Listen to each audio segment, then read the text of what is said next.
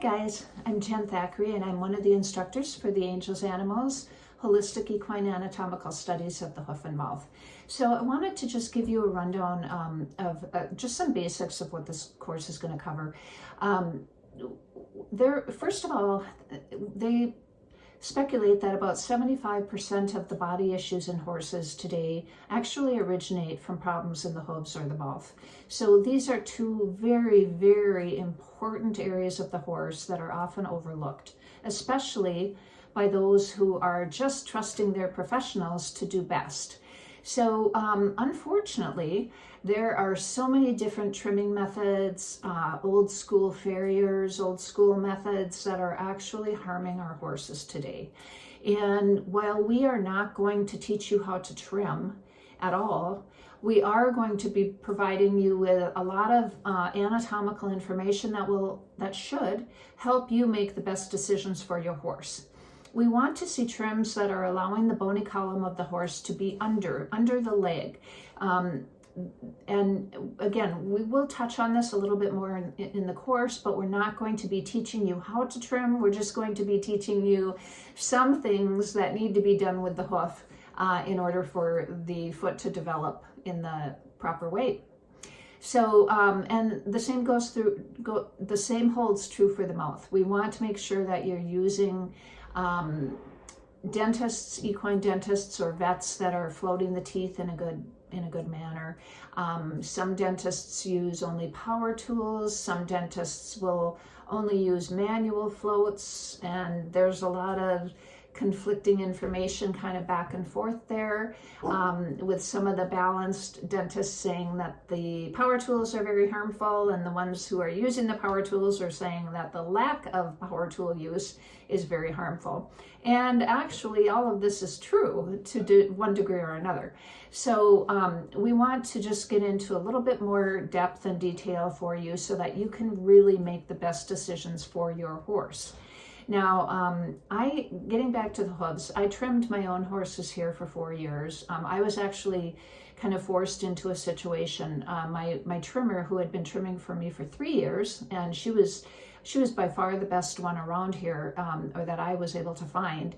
And she was sadly diagnosed with cancer and passed away back in 2016.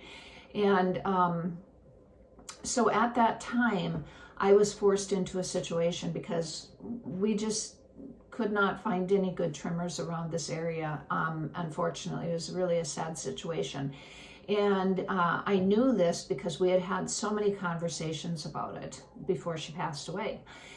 Because she was also concerned with who was going to do her horses if she had an accident of some sort and couldn't, do the work.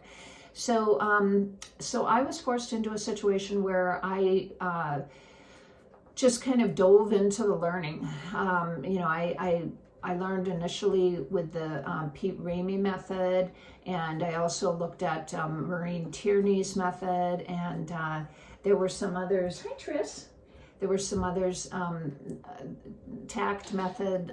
So I went into a lot of different methods and took out what I felt was the best information from each. And I had very good success trimming their feet. I have to say my 25-year-old's feet are extremely difficult. He has had just too many problems to even get into on this video. And I had his feet looking very good for a while. But when we rescued our Andalusian mare, Serene, I was unable to do her hinds. We don't think she had ever been trimmed before, but we were unable to, or I was unable to hold her hinds. And she wasn't a kicker, but she could just pull them back so easily.